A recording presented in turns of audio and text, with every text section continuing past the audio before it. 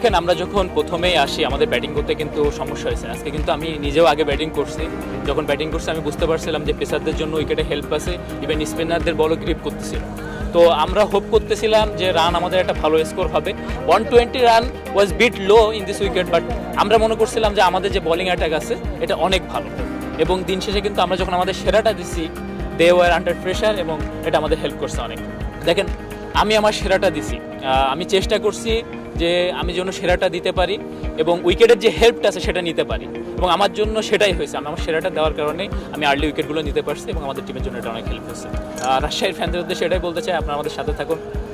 আমরা কিন্তু অলরেডি 5টা ম্যাচ জিতে ফেলছি এবং আমরা আরও জিতবো। বাংলাদেশের যারা টপ টিম তাদের 2টা ম্যাচই আমরা হারিয়েছি, আমরা আপনাদের ভালো কিছু দিব।